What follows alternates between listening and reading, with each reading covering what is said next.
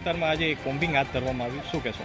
જી, Pandesara police station વિસ્તારમાં ખાડી વિસ્તાર છે, ત્યાં સામાન્ય રીતે નોર્મલ માણસોની મૂવમેન્ટ નથી થતી, જેના કારણે મહેરબાન નાયબ પોલીસ કમિશનર ઝોન 4 સાહેબની સૂચના અનુસાર ખાડી વિસ્તારમાં ડ્રોન દ્વારા પેટ્રોલિંગ કરવામાં આવ્યું છે અને ખાડી પર જે વસાહતો આવી છે તેને પર્ટિક્યુલરલી પોલીસ તથા પોલીસની ટીમ દ્વારા ચેક કરવામાં આવે છે અને કોમ્બિંગ કરવામાં આવે છે.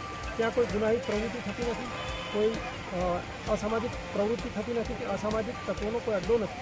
જો હોય તો અમને ડ્રોન દ્વારા સીધી હકીકત મળે છે, જેના ભાગરૂપે જ્યાં જ્યાં અત્યાર સુધી જે કોમ્બિંગ કર્યું છે ત્યાં સુધી કંઈ જણાઈ આવેલ નથી અને જ્યારે પણ કંઈ મળી આવશે તો તેઓ વિરુદ્ધ કાયદેસરની કાર્યવાહી કરવામાં આવનાર છે. અને સુરત શહેરમાં અવારનવાર આ રીતે જુદા જુદા વિસ્તારોને ટાર્ગેટ કરી અને કોમ્બિંગ કરવામાં આવતું હોય છે. સર, ગુનાહિત ઇતિહાસ ધરાવતા લોકોના ઘરે પણ ચેકિંગ કરવામાં આવ્યું છે, શું કહેશો?